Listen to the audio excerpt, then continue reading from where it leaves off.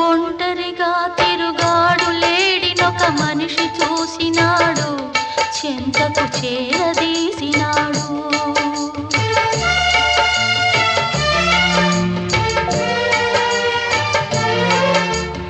అభమో శుభమో తెలియని లేడి అతనిని నమ్మింది, తన హృదయం పరిచింది.